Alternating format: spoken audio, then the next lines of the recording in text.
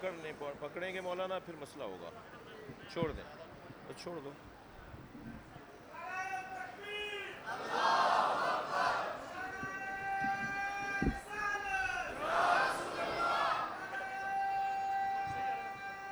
ایسے نہیں کرتے, ایسے پکڑ کے کب تک کرتے.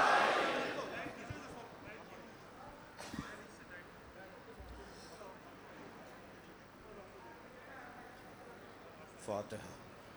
بسم اللہ الرحمن الرحیم. الحمد للہ رب العالمین الرحمن الرحیم ایاک نعبد و ایاک نستعین اهدنا الصراط المستقیم صراط الذین انعمت علیہم غیر المغضوب علیہم ولا الضالین. صلی علی محمد. بند کرواؤ نا روشنی, روشنی بند کرواؤ.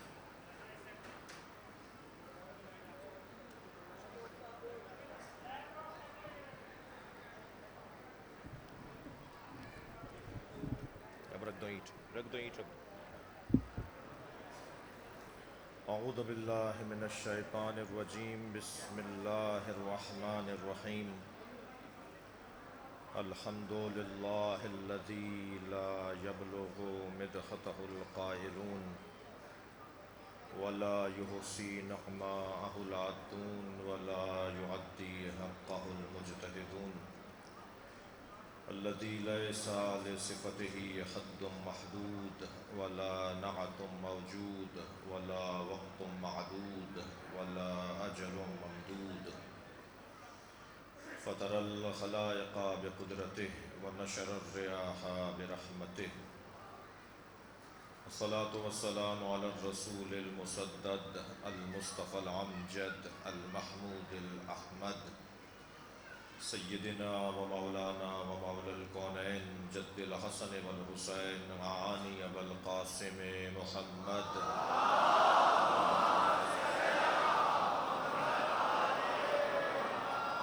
وآلہ الطیبین الطاہرین المعصومین الذین قال اللہ انما یرید اللہ لیذہب عنکم الرجس اہل البیت ویطہرکم تطہیرا.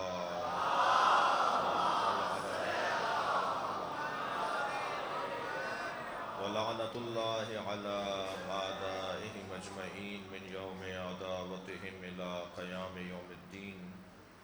أما بعد, قال الحكيم في قرآن الكريم. بسم الله الرحمن الرحيم. يا أيها الذين آمنوا اتقوا الله حق تقاته ولا تموتن إلا وأنتم مسلمون. واعتصموا بحبل الله جميعا ولا تفرقوا واذكروا نعمة الله عليكم إذ كنتم أعداء فألف بين قلوبكم فأصبحتم بنعمته إخوانا وكنتم شفا حفرة من النار فأنقذكم منها. كذلك يبين الله لكم آياته لعلكم تهتدون. صلوات.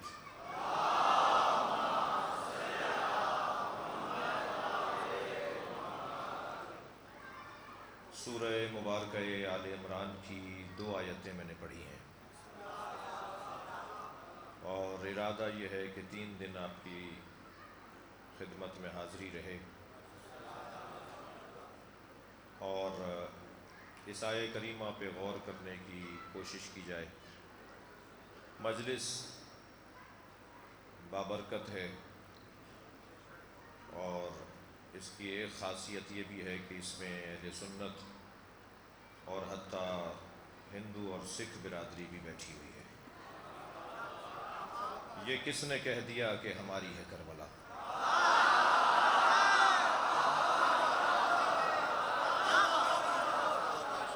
یہ کس نے کہہ دیا کہ ہماری ہے کربلا؟ حق بات تم کہو تو تمہاری ہے کربلا.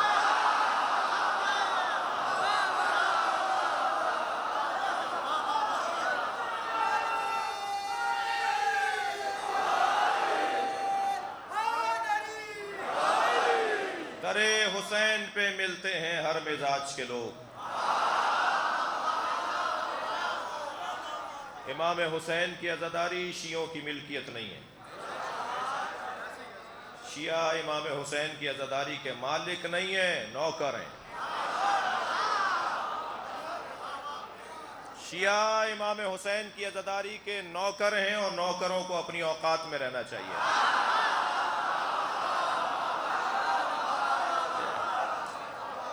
مالک کے مہمانوں کا خیال کرنا چاہیے. اس ذکر کا مالک خود حسین ہے، اور جو بیدار دماغ ہوگا وہ امام بارگاہ میں آئے گا، جو زندہ ضمیر ہوگا وہ امام بارگاہ میں آئے گا، جس کے اندر انسانیت ہوگی وہ حسین کو یاد کرے گا.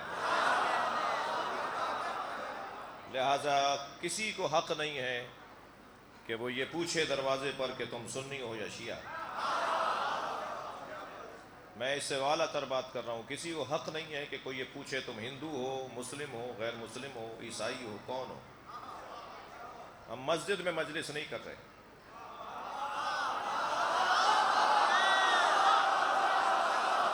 ساری دنیا مدرسہ بناتی ہے، ہر مسلمان مکتب فکر مدرسہ بناتا ہے، ہم بھی مدرسہ بناتے ہیں. سارے مسلمان مسجد بناتے ہیں، ہم بھی مسجد بناتے ہیں، مگر ہم اسلام پہ خرچہ زیادہ کرتے ہیں، مسجد کے ساتھ امام بارگاہ بھی بناتے ہیں. وہاں بھی تو ممبر لگا ہوا ہے، یہ ڈبل دوبارہ ایک اور ہال بنانے کی ضرورت کیا ہے؟ پیسے زیادہ تھے آپ کے پاس کہ آپ نے دو عمارتیں بنا لی، مسجد کی علیحدہ، امام بارگاہ کی علیحدہ؟ یا آپ نے مسجدوں کے ساتھ امام بارگاہ بنایا ہی اس لیے ہے کہ مسجد میں ہندو نہیں آ سکتا، عیسائی نہیں آ سکتا؟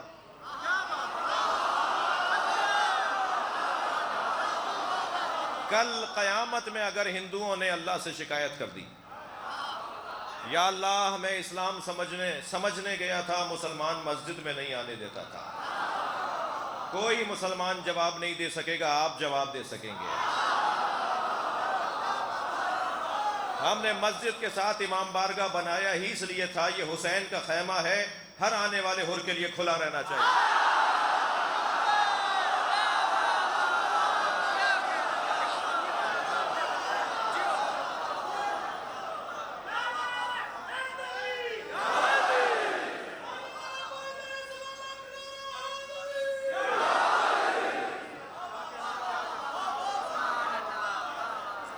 میں شاہ صاحب بانی مجلس پیر صاحب کی خواہش پر، ان کے حکم پر حاضر ہوا ہوں، اور ایک جملہ کہتا ہوا گزروں گا کہ امام حسین کے ذکر پہ جتنا خرچہ کر سکتے ہو کرو، کم ہے. امام کا گھر ہمارے گھروں سے زیادہ شاندار ہونا چاہیے. امام کے گھر کا کارپیٹ ہمارے گھروں سے زیادہ اچھا ہونا چاہیے. امام کے گھر میں رنگ روغن، لائٹنگ، پنکھے ہمارے گھروں سے اچھے ہونے چاہیے. یہ بچہ پوچھتا ہے جب امام ظہور فرمائیں گے تو کہاں ٹھہریں گے؟ میں اسے جواب دیتا ہوں، امام کے ہر محلے میں اپنے گھر بنے ہوئے ہیں، اپنے گھر میں ٹھہریں گے.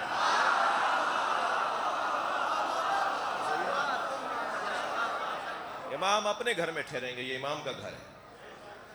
لہذا نام مختلف ہیں، کوئی عاشور خانہ کہتا ہے، کوئی امام باڑہ کہتا ہے، کوئی امام بارگاہ کہتا ہے، کوئی عزا خانہ کہتا ہے، جی کوئی سندھی میں پڑ کہتے ہیں. تو لفظ مختلف ہیں، مگر گھر امام کا ہے. تو شان سے ہونا چاہیے امام کا گھر. امام کے نام پہ خرچہ بھی سب سے زیادہ ہونا چاہیے. پچھلے سال اگر شاہ صاحب نے 20 دیگیں کی تھیں تو اس سال 25 ہوں گی، 15 نہیں ہوں گی.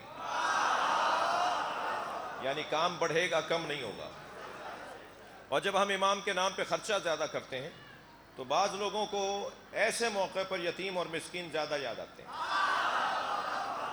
اور وہ کہتے ہیں کہ آپ نے اتنی مہنگی مجلس کی ہے، علاقے میں تو یتیم بھی رہتے ہیں، بیوائیں بھی رہتی ہیں. تو میں ان سے کہتا ہوں کہ جب امام کے نام پہ خرچ ہو رہا ہو تو اس وقت یتیم اور بیوہ تمہیں یاد کیوں آتے ہیں؟ تمہارے گھر میں 2 موٹر سائیکلیں کھڑی ہیں، ایک بیچ کے بیواؤں کو پیسہ دے دو.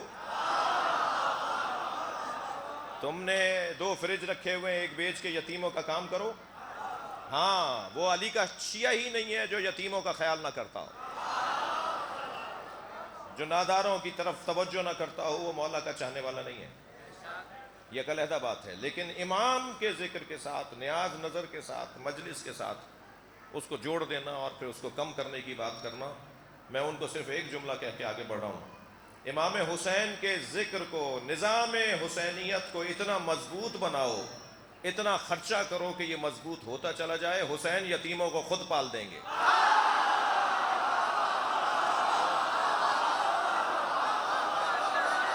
صلوات پڑھیں محمد و آل محمد۔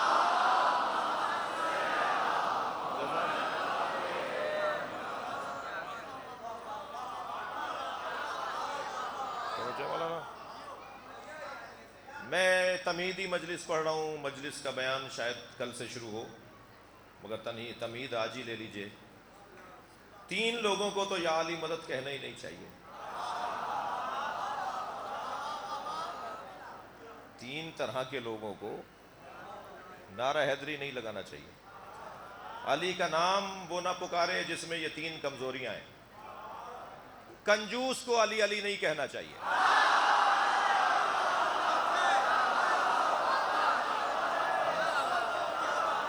کنجوس کا کیا کام مولا کے ساتھ؟ جی 400 ایکڑ کے زمیندار ہیں اور ان کے علاقے کے امام بارگاہ کا پنکھا جلا ہوا ہے۔ جی کالر ادھڑا ہوا ہے، پائچہ پھٹا ہوا ہے، بٹن ٹوٹا ہوا ہے، کون ہے جی؟ ان کے 400 ایکڑ زمین ہے، تو جو اپنے اوپر نہیں لگاتا وہ مسجد میں کیا لگائے گا؟ کنجوسوں کا کوئی تعلق نہیں علی سے۔ علی کا نام تو سخاوت آور ہے۔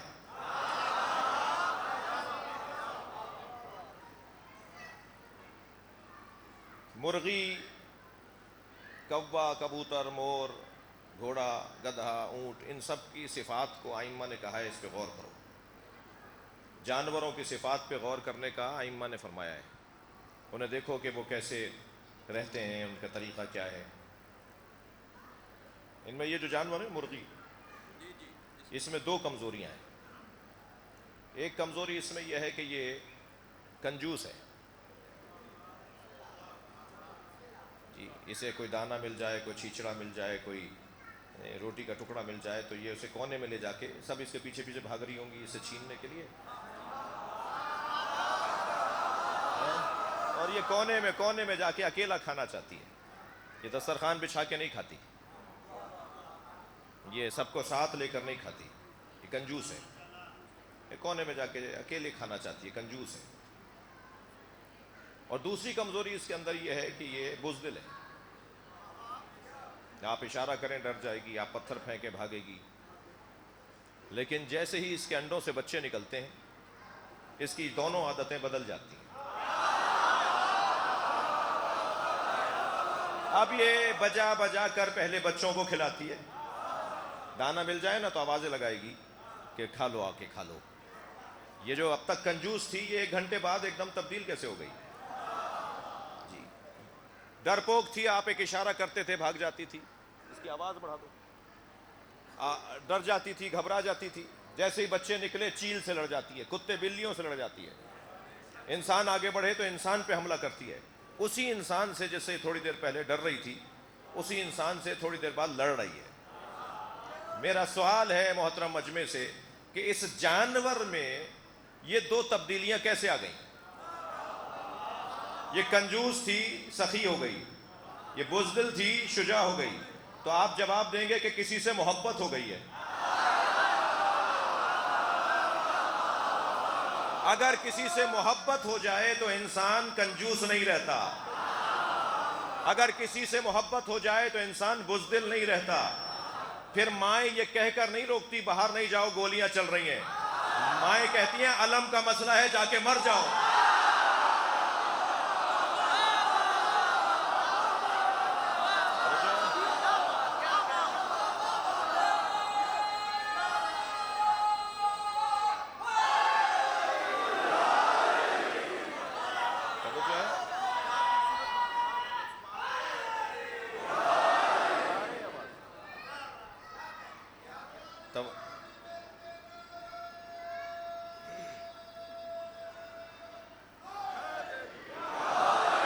پہلا وہ آدمی جسے مولا کا نام پکارنے سے پہلے 4 دفعہ سوچنا چاہیے، کنجوس۔ کنجوس والی علی، پیسہ نکالو بھائی جیب سے، جی مولوی خمس کھا جاتے ہیں اس لیے میں خمس نہیں دیتا، تو تم جو نہ دے کے کھا رہے ہو، بھائی اگر مولوی پر اعتبار نہیں ہے تو ایک واجب کو کیوں ترک کر رہے ہو؟ جی اپنا خمس نکالو، میں ان بچوں سے کہہ رہا ہوں تمہیں جیب خرچ نکلتا ہے، نہیں دو کسی مولوی کو اگر تمہیں اعتبار نہیں ہے، مگر مولوی کے چکر میں ایک واجب سے ہاتھ اٹھایا ہوا ہے۔ جی قرآن میں آیت ہے، معصومین کی حدیثیں ہیں، 10 روپے بھی خمس نکلے نا، اپنے علاقے کی مسجد میں بٹن ٹوٹا ہوا ہے بلب کا اور پنکھے کا، اسے جا کے ٹھیک کروا دو۔ آپ کے علاقے کے امام بارگاہ کا فلاں پنکھا خراب ہو گیا ہے، اپنا خمس نکالو، پنکھا نیا کروا دو۔ یہ کیا بات ہوئی کہ مولوی کھا جاتے ہیں خمس؟ جو نہیں دے رہا وہ بھی تو کھا رہا ہے۔ اور جب 50 روپے خمس نکلے نا تو پہلے تو اللہ کا شکر ادا کرو کہ سیدہ کا حق ادا کر رہے ہو۔ توجہ کر رہے ہیں؟ لہذا کنجوس کا کام نہیں ہے مولا کے ساتھ چلنا۔ دوسرا نام بتاؤں؟ بزدل کو یا علی مدد نہیں کہنا چاہیے۔ مجلس میں ایک سردار جی بھی بیٹھے ہوئے ہیں، ان کے ایک بڑے کا میں آپ کو جملہ سناؤں۔ اول تو آپ ان کے گردواروں میں جائیں گے نا تو وہاں یا علی مدد لکھا ہوا ہوتا ہے۔ ان کے ایک بڑے کا ایک بڑا مشہور جملہ ہے، ان کا کلپ بھی موجود ہے سوشل میڈیا پر۔ وہ کہنے لگے، میں اپنے پوتے کو دیکھتا ہوں نا، وہ اچھلتے کودتے بھاگتے دوڑتے آوازیں لگاتا ہے، یا علی یا علی یا علی۔ تو میں نے اپنے پوتے سے پوچھا، تم یا علی کی آوازیں کیوں لگاتے ہو؟ کہنے لگا، دادا کیا کروں، جب میں یا علی کہتا ہوں نا میرے اندر طاقت آتی ہے۔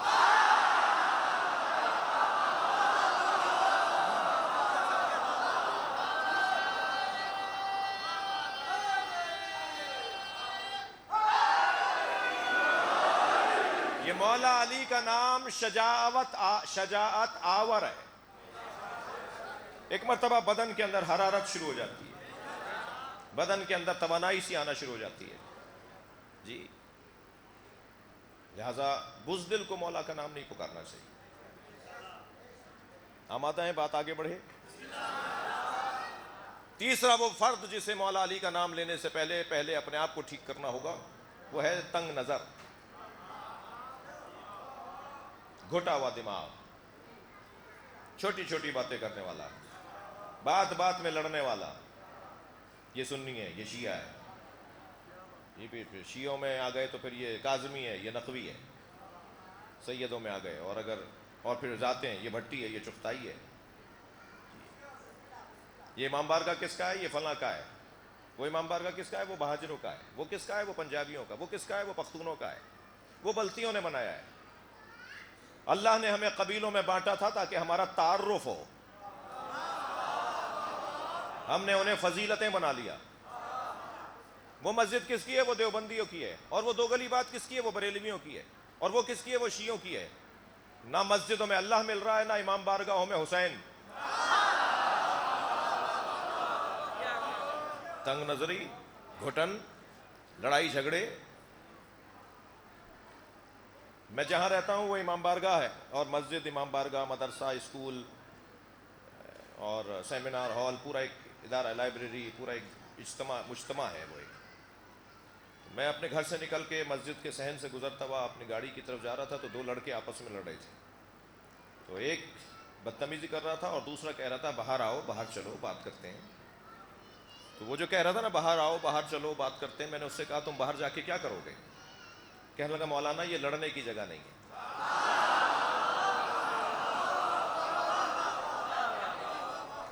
امام بارگاہ لڑنے کی جگہ نہیں ہے۔ میں نے اسے کہا بھائی باہر جا کر بھی یقین رکھو حسین وہاں بھی دیکھ رہے ہیں۔ اگر کم سے کم اتنا تصور اور اتنی اصلاح ہو جائے انسان کی کہ امام بارگاہ میں لڑتے نہیں ہیں، مسجد میں لڑتے نہیں ہیں۔ یہ مقدس جگہیں ہیں، یہاں تو ائمہ کے سامنے اونچی آواز بات کرنے سے اعمال ضائع ہو جاتے ہیں۔ جب حبط اعمال کا ذریعہ ہے اونچی آواز میں بات کرنا، تو میرا تو عقیدہ ہے نا وہ مجھے دیکھ رہے ہیں، وہ حاضر ہیں، وہ ناظر ہیں، وہ میرے اوپر گواہ ہیں، انہیں کل قیامت میں میرے بارے میں گواہی دینی ہے کہ میں کیا کرتا تھا۔ تنگ نظر کو اپنی اصلاح کرنی ہوگی۔ دقت ہے، میں اور آپ پیدائشی طور پر 5 نقص لے کر پیدا ہوئے ہیں. عیب نہیں، عیب اور ہے، نقص اور ہے. آپ علمی گفتگو سننا چاہتے ہیں تو ذرا تسلی رکھیے گا. ہم پیدائشی طور پر 5 نقص لے کر آئے ہیں، 5 عیب لے کر نہیں آئے. عیب اگر لے کر آتے تو پھر اللہ پہ سوال ہو جاتا کہ اللہ نے عیب دار بنا دیا. نقص عیب نہیں ہوتا، نقص سبب کمال ہوا کرتا ہے، نقص وجہ کمال ہوا کرتا ہے. کچھ کمزوریاں کچھ کمالات کا مقدمہ ہوا کرتی ہیں. اللہ نے ہمیں 5 نقائص دے کر بھیجا ہے. دنیا میں آئے، پہلا نقص جاہل پیدا ہوئے.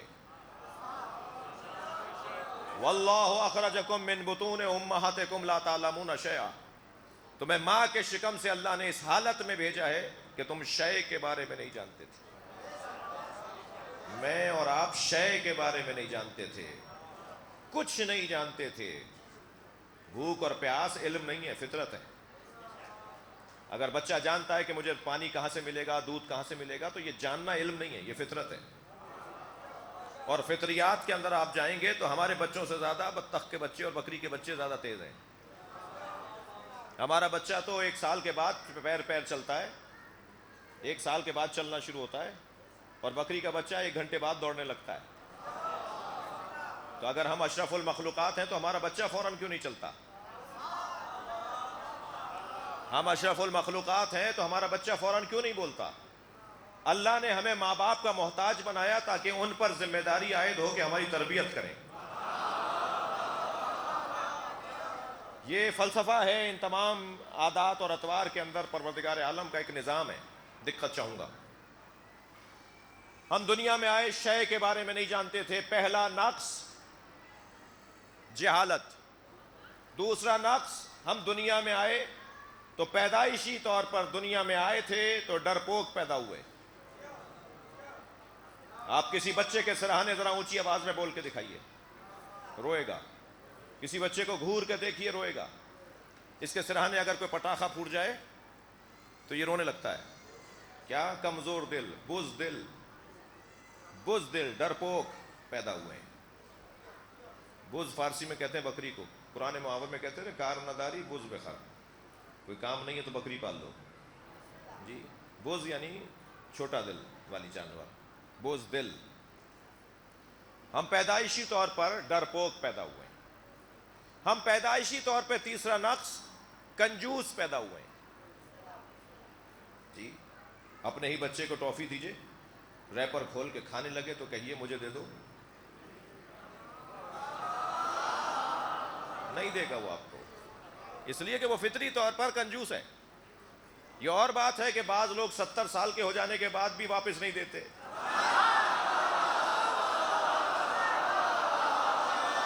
بھائی صلوات پڑھ لیں محمد و آل محمد.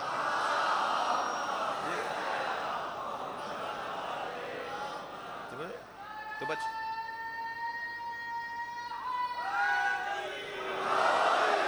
توجہ چاہوں گا عزیزان گرامی. پیدائشی طور پہ تیسرا نقص، بولیے ساتھ بولیے، ہم پیدائشی طور پہ کنجوس پیدا ہوئے ہیں، دیتے نہیں ہیں کسی کو. چوتھا نقص، ہم بے غیرت پیدا ہوئے ہیں. کھینچ کر اس لیے بولا کہ آپ کو برا نہ لگے. ممبر ہے نا بھائی، یہ ممبر کی اپنی زبان ہوتی ہے، ممبر کا اپنا ادب ہوتا ہے نا. ہم پیدائشی طور پر غیرت لے کر نہیں آئے. جی، پڑوس کی بچی آئی، خالہ آپ کا بچہ بڑا اچھا لگتا ہے، پیارا ہے، گورا چٹا ہے، نقش و نگار اچھے ہیں، اسے کھلانے لے جاؤں، اس کو اپنے گود میں لے جاؤں. اماں نے بچہ دے دیا برابر والی بچی کی گود میں. 1 گھنٹے بعد یاد آیا کہ بچہ گیا ہوا تھا. برابر سے پتہ کیا تو 8ویں گھر سے نکلا. برابر سے برابر چلا گیا، برابر سے برابر چلا گیا. جی، جو چاہے گود میں اٹھا لے، جس کی چاہے گود میں چلا جائے.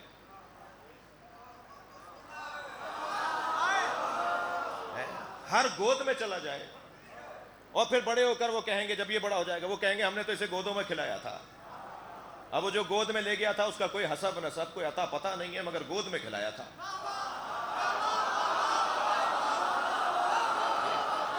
یہ جو بچہ گیا تھا پڑوس کی بچی کے پاس اور نکلا ہے 8ویں گھر سے، تو یہ اور بے غیرتی کسے کہا جاتا ہے؟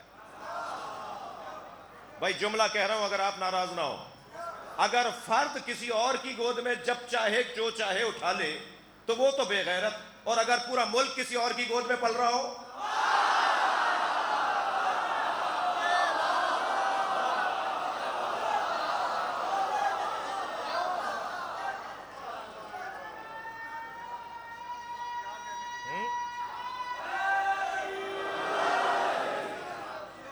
پاکستان کو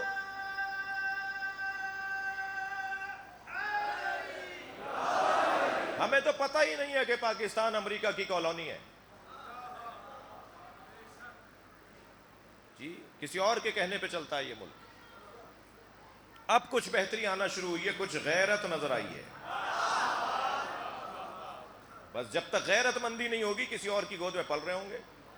اچھا، شہریوں کو پتہ ہی نہیں ہے کہ ہم تو بکے ہوئے ہیں، وہ ہمارے بڑے لوگوں نے تو پہلے ہی بیچا ہوا ہے ہمیں، فیصلے ہمارے کہیں اور ہوتے ہیں اور ہم سمجھ رہے ہیں ہم آزاد ہیں۔ جیسے ایک 10 میل تک سمندر میں آپ نے جال ڈالا ہوا ہو نا مچھلیوں کو پکڑنے کے لیے، 10 میل کا جال، تو اس میں لاکھوں مچھلیاں ہوتی ہیں اور وہ خوب تیر رہی ہوتی ہیں، خوب وہ بھاگ دوڑ کر رہی ہوتی ہیں، خوب سارے اپنے کام کر رہی ہوتی ہیں اور سمجھ رہی ہوتی ہیں کہ آزاد ہیں، جبکہ انہیں پتہ ہی نہیں ہے کہ وہ تو بہت عرصے سے اسیر ہیں، بس ایک ڈور کھینچنے کی دیر ہے، وہ اسیر تو بہت پہلے سے ہیں۔ یہ جس کی گود میں چلا جائے تو غیرت کہاں ہے؟ 5واں نقص، تسلی دیجئے تھک نہیں رہے، 5واں نقص جو ہم لے کر آئے ہیں وہاں سے وہ ہے بے عزتی۔ ہم عزت والے پیدا نہیں ہوئے،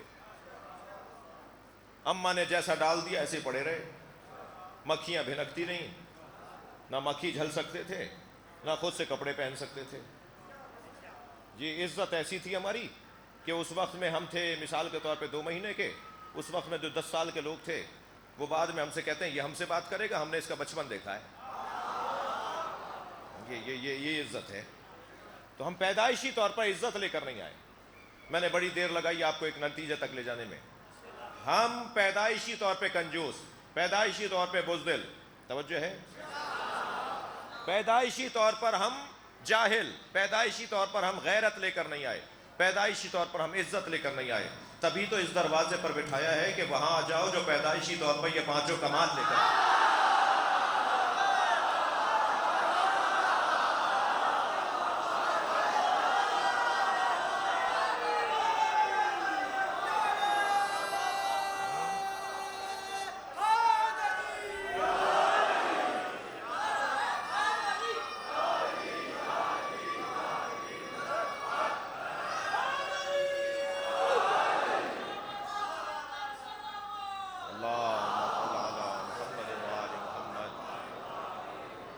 ہم اس دروازے پر اس لیے بیٹھے ہیں کہ جس علی کو ہم مانتے ہیں وہ جو دنیا میں آئے ہیں تو کہتے ہیں تورات سناؤں، انجیل سناؤں، ابھی قرآن نازل نہیں ہوا، علی کہہ رہے ہیں قرآن سناؤں، اسی لیے تو اس دروازے پر بیٹھے ہیں۔ ہم سنی شیعوں کا اہل بیت کو افضل ماننا عین فطرت اور عین عقل ہے، اور یہ جو ہمارے غیر مسلم بھائی بیٹھے ہوئے ہیں یہ علی کے دروازے پر اس لیے آئے ہیں کہ غیرت کے لیے کلمہ پڑھنا ضروری نہیں ہے، صاحب عزت ہونے کے لیے مسلمان ہونا ضروری نہیں ہے، ہاں اچھا مسلمان اچھا صاحب عزت ہوتا ہے، اسلام اس کی عزت میں اور اضافہ کرتا ہے، اسلام اس کی غیرت میں اور اضافہ کرتا ہے جی۔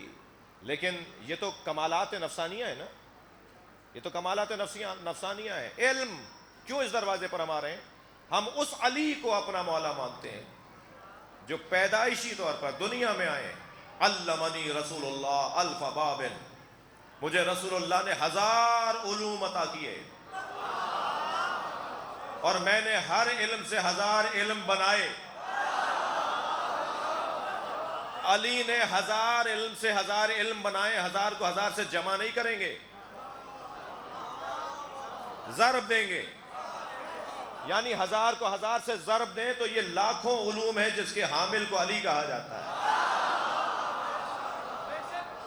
ہمارے پاس تو ابھی علوم کی گنتی ہی محدود ہے، 70-72 علوم ہے جو یونیورسٹیوں میں پڑھائے جاتے ہیں۔ دنیا کی بڑی یونیورسٹی وہ ہوتی ہے جس کے اندر 70-72 علوم سے زیادہ نہیں پڑھائے جاتے۔ جی علی مولا کے پاس اللہ کے نبی نے 1000 علم، باب علم، 1000 علوم دیے، اور کیا فرمایا؟ ذقنی رسول اللہ ذقن ذقا۔ پوچھ لیا کسی نے کہ کیسے آپ کو 1000 علم دیے؟ فرمایا رسول اللہ نے مجھے ایسے علم دیا ہے جیسے پرندہ اپنے بچے کو دانہ دیتا ہے۔ اللہ اکبر۔ جی میرے مولا نے یہ نہیں فرمایا کہ جیسے ماں اپنے بچے کو دودھ دیتی ہے، یہ تعبیر نہیں استعمال کی مولا علی نے۔ جیسے ماں اپنے بچے کو دودھ پلاتی ہے ایسے مجھے رسول اللہ نے علم دیا ہے، کیونکہ لعاب دہن دیا تھا نا۔ یہ کہہ دیتے تو ہمارے پاس تو کوئی بات نہیں تھی کہنے کو، مگر مولا نے تعبیر یہ نہیں استعمال کی کہ مجھے رسول اللہ نے ایسے علم دیا جیسے ماں بچے کو دودھ پلاتی ہے، اس لیے کہ ماں جو پلاتی ہے وہ پیتی نہیں ہے۔ بھائی گردن ہلا دیجیے گا بات جائے تو۔ ماں بچے کو جب دودھ پلاتی ہے تو روٹی کھاتی ہے، دسیوں غذائیں کھاتی ہے، جو خون بنتا ہے وہ غذا پہلے خون بنتا ہے، پھر وہ خون دودھ بنتا ہے، یعنی جو کھایا تھا وہ دیا نہیں ہے۔ لیکن پرندہ جب دانہ چگتا ہے نا تو ویسے ہی دے دیتا ہے۔ اللہ کے رسول اللہ سے لیتے تھے اور علی کو دیتے تھے۔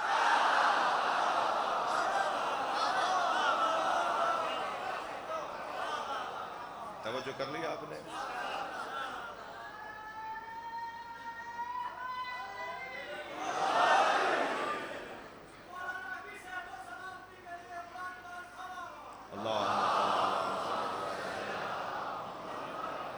اب آپ سب کی سلامتی کے لیے بلند تر صلوات۔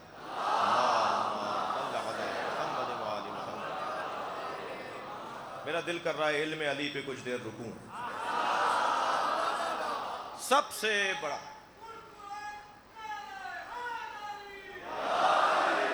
سے بڑا عنوان فضیلت مولا علی کے پاس علم ہے۔ سب سے بڑی فضیلت علی جب خود کے لیے کہے نا کہ یا علی، آپ مولا سے پوچھا گیا یا علی آپ فرمائیں آپ کی سب سے بڑی فضیلت کیا ہے؟ تو فرمایا اللہ نے مجھے عالم الکتاب بنایا ہے۔ قل کفا باللہ شہیدا بینی و بینکم ومن عندہ علم الکتاب۔ گواہی رسالت کے لیے اللہ کافی ہے، اور وہ جس کے پاس مکمل کتاب کا علم ہے۔ مجھے اللہ نے عالم الکتاب بنایا ہے، یہ میری سب سے بڑی فضیلت ہے۔ لہذا گزارش کروں گا کہ علی کے چاہنے والے کسی بھی مسلک کے ہوں وہ علم سے دور نہ رہیں۔ علم علی کے چاہنے والوں کے لیے، اس لیے کہ مولا علوم کے موجد ہیں۔ یہ علم صرف اور نحو علی نے بنایا ہے،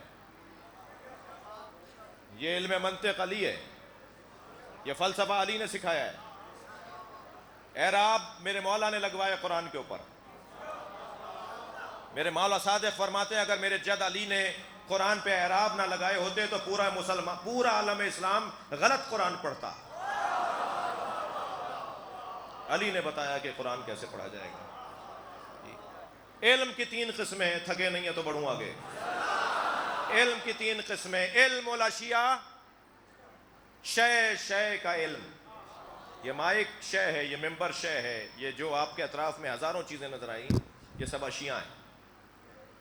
علم الاشیاء، علم ما کان و ما یکون، ماضی میں جو گزرا اس کا علم، جو آگے آئے گا اس کا علم۔ ماضی میں جو کچھ ہو چکا اس کو جاننے والے کو علم ما کان، عالم ما کان، و ما یکون جو آگے آئے گا اس کا عالم۔ علم ذات الہی، تیسرا علم ہے علم ذات الہی، اللہ کی ذات کا علم، اللہ کی ذات کا علم۔ تھکے نہیں ہیں؟ اللہ کی ذات کا علم جو نبی سے اللہ کہہ رہا ہے نا، قل رب زدنی علما، اے میرے حبیب مجھ سے کہو میرے علم میں اضافہ فرما۔ وہ کون سا علم ہے کہ جس کے اضافے کے لیے نبی سے اللہ کہہ رہا ہے؟ ورنہ دیوار کے پیچھے کیا گزر رہا ہے، 10 سال کے بعد کیا ہوگا، 50 سال پہلے کیا ہو چکا، وہ تو علی جانتا ہے۔ وہ پھر اور وہ علی کون ہیں؟ وہ علی وہ ہیں جنہیں رسول اللہ نے علم دیا ہے. وہ شیعہ نہیں ہے جو رسول اللہ کی عظمت کا قائل نہ ہو. ہم علی کو نبی کا چھوٹا غلام مانتے ہیں. مولا علی نے غلامی رسول کا معیار اتنا اونچا کر دیا. توجہ چاہوں گا اس جملے پر. بڑے نعرے لگے ہیں ملک میں غلامی رسول کے. میں امام بارگاہ سے غلامی رسول کا فلسفہ دے رہا ہوں. علی نے غلامی رسول کو اتنا اونچا کر دیا کہ جس رسول کا چھوٹا غلام علی ہو, کوئی لائے علی سے بڑا, کوئی علی سے بڑا لاؤ.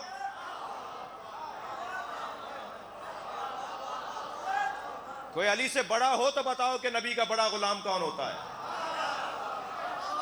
صلوات پڑھیں نبی کی ذات پر.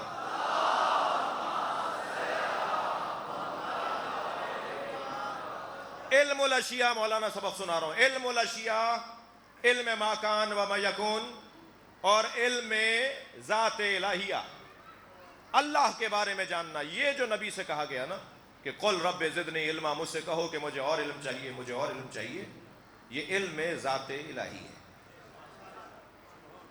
73 حروف علم 72 نبی کو دے دیے, 72 علی کو دے دیے, اور ایک 73واں اللہ نے اپنے پاس رکھا.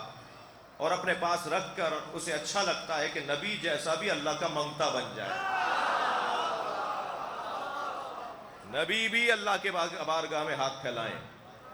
لہذا عاجزی اور انکساری اور خاکساری اور بندگی الہیہ کا ایک عنوان. مولانا مظاہر صاحب تشریف لائیں, ایک صلوات پڑھیں گے محمد و آل محمد.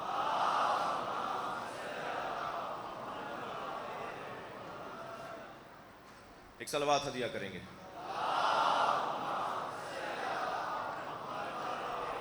اس سے بہتر اور بلند صلوات ہدیہ کریں گے.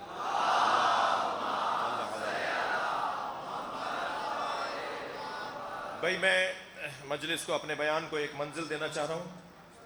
علم, بولیے, علم اشیاء, علم الاشیاء, علم ما کان و ما یکون دوسری قسم, علم ذات الہی تیسری قسم. یہ 3 علوم کی قسمیں ہیں. علم ما کان و ما یکون, ماضی میں جو گزرا علی جانتا ہے, آگے کیا ہوگا مولا علی جانتے ہیں. مولا جا رہے ہیں جنگ نہروان پر, جس سواری پر بیٹھ رہے ہیں وہ گھوڑی ہے اور پیٹ سے. علی گھوڑی پر بیٹھ چکے ہیں. ایک شخص نے آواز لگائی, یا علی جنگ پر نہ جائیے, یہ جنگ آپ جیت نہیں سکیں گے, آپ کا ستارہ گردش میں. آپ نے دیکھا کچھ لوگ اتنے بے ادب ہوتے ہیں, اپنی حدوں سے نکلے ہوئے ہوتے ہیں کہ ائمہ کا بھی حساب لگاتے ہیں. مولا علی کو بتا رہا ہے کہ آپ کا ستارہ گردش میں. علی گھوڑی پر بیٹھ چکے تھے, بیٹھتے بیٹھتے اتر گئے اور فرمایا تو ستاروں کو جانتا ہے تو بتا وہ کون سا ستارہ ہے جب اپنی جگہ سے حرکت کرتا ہے تو بلیوں پر فلاں کیفیت آتی ہے.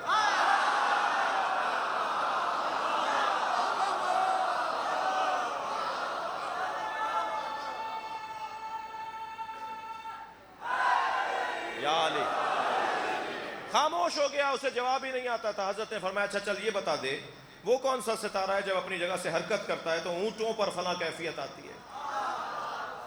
کوئی جواب نہیں تھا. حضرت نے فرمایا چل تو ستاروں کی بات کر رہا تھا, بتا میری گھوڑی کے سم کے نیچے کیا ہے. کوئی جواب نہیں تھا. حضرت نے فرمایا تو آسمانوں کی باتیں کر رہا تھا, تو زمین کو نہیں جانتا.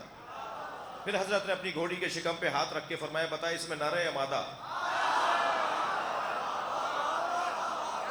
کوئی جواب نہیں تھا. حضرت نے فرمایا تو سامنے کی چیز نہیں بتا سکتا, تو آسمان کی باتیں کر رہا تھا. سن میں جس جنگ پر جا رہا ہوں میں نے ایسی کامیاب جنگ لڑی نہیں ہے. میں جانے سے پہلے بتاتا ہوں میرے 10 نہیں مریں گے, ان کے 10 نہیں بچیں گے.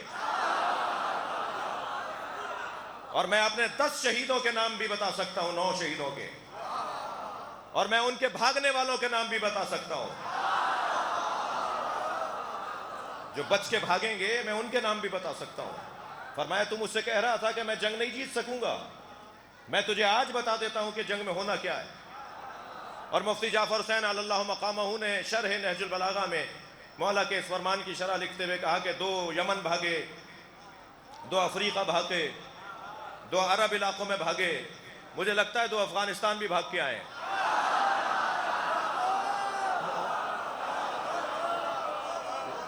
علی کی تلوار سے بچے ہوئے لوگ،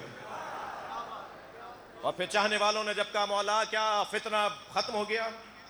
حضرت نے فرمایا نہیں، یہ صلبوں میں منتقل ہو گیا، یہ رحموں میں منتقل ہو گیا، ہر کچھ مدت کے بعد میرے چاہنے والوں کا امتحان لیں گے یہ لوگ۔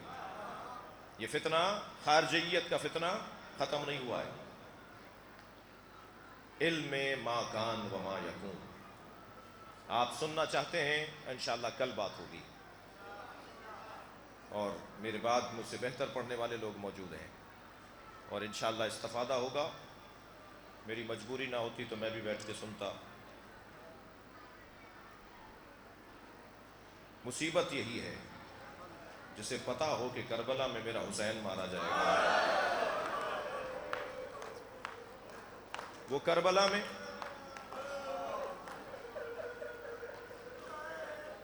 جب صفین سے لوٹتے ہوئے ٹھہرے، جب صفین سے لوٹتے ہوئے مولا علی کربلا میں ٹھہرے، تو حضرت ایک درخت کے سائے میں سر کے نیچے ایک پتھر لگا کر کچھ دیر کے لیے آرام کر رہے تھے کہ ایک شخص دوڑتا ہوا آیا، مولا کے پیر دبانے لگا۔ حضرت نے پیر کھینچ لیے۔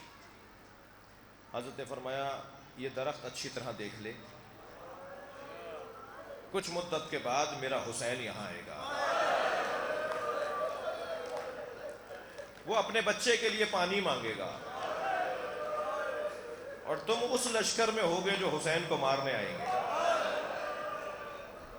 تو بس اگر میرے پیر دبانا چاہتا ہے، میری خدمت کرنا چاہتا ہے، تو خدمت یہ کر کہ مجھ سے عہد کر کہ میرے بچے کو پیاسا نہیں مارو گے۔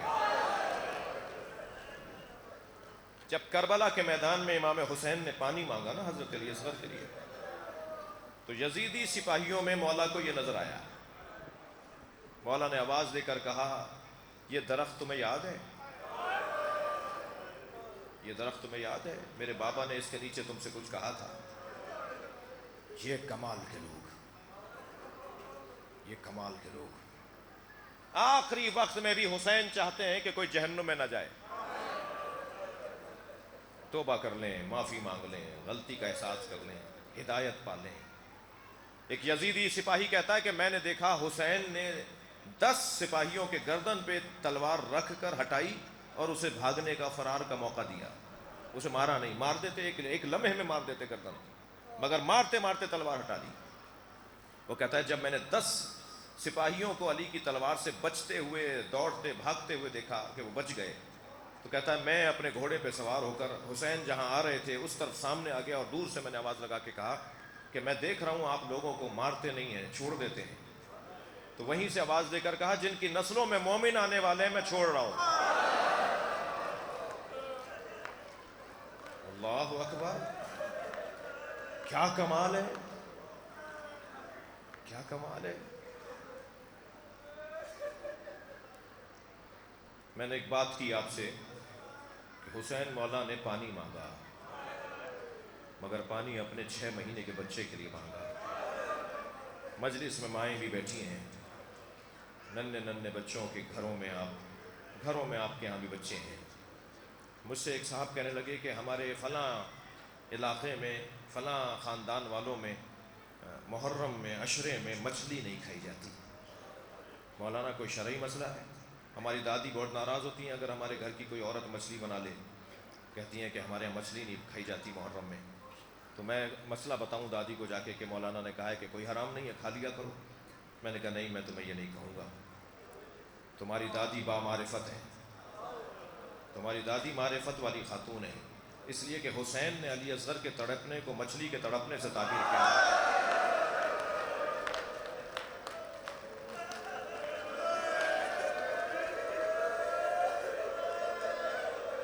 اما ترون کیف یتلظی، تم دیکھ نہیں رہے میرا بچہ مچھلی کی طرح منہ کھولتا ہے، اور آخری وقت میں جب مچھلی مر رہی ہوتی ہے اس کیفیت کو کہتے ہیں یتلظی۔ تم دیکھ نہیں رہے میرا بچہ مچھلی کی طرح منہ کھولتا ہے اور بند کرتا ہے کہ کچھ دیر میں مر جائے گا، اسے پانی پلا دو۔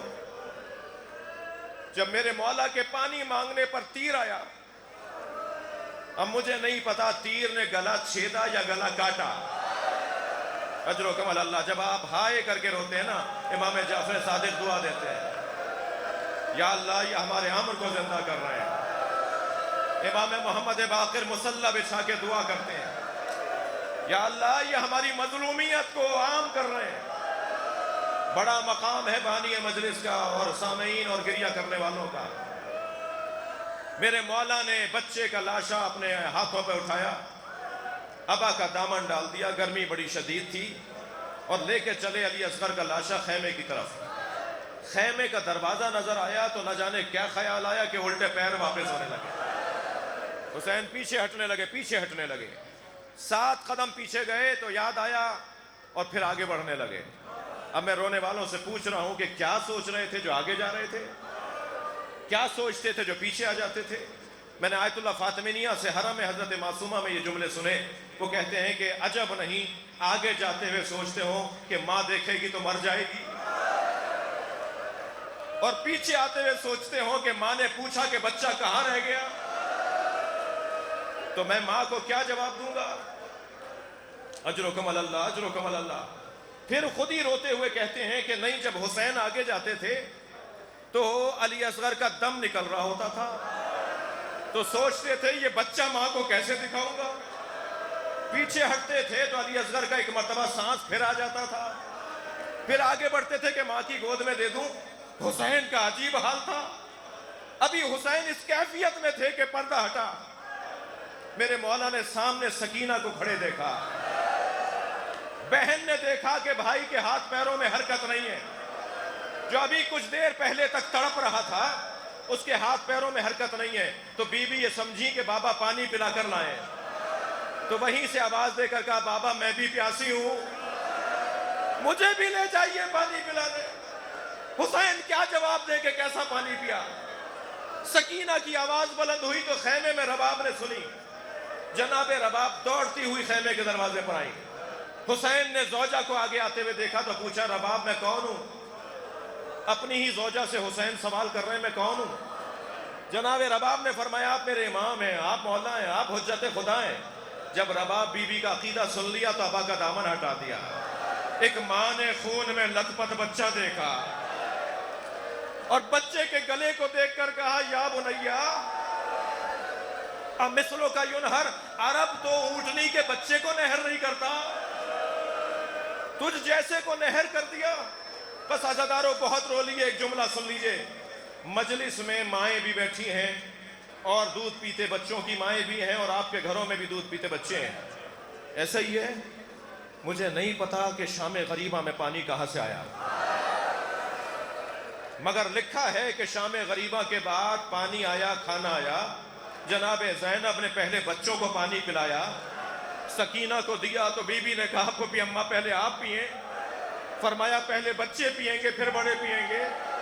سکینہ نے کوزہ اٹھایا اور بیابان کی طرف دوڑی، کہا سکینہ کہاں جا رہی ہو؟ کہ میرا بھائیا پانی پینے گیا تھا۔ مجھے نہیں پتا سکینہ کو کیسے پانی پلایا۔ جب سارے بچوں نے پانی پی لیا تو بی بی زینب نے بڑی بیویوں کو پانی پلایا۔ عزادارو اشارے میں بات کروں گا، ممبر کا ادب مانے ہے، میں تفصیل میں نہیں جاؤں گا، مگر آپ اہل دل بیٹھے ہیں، آپ کے گھروں میں بچے ہیں، میرا جملہ میرا اشارہ سنیں گے۔ جناب زینب نے جب ساری بیویوں کو پانی پلایا، کھانا کھلایا، تو ان میں جناب رباب بھی تھی۔ آدھی رات گزری تو رباب روتی بھی جناب زینب کے برابر میں آ کے بیٹھی، کہنے لگی مجھے علی اصغر یاد آ رہا ہے، میرا بچہ بھوکا مار دیا،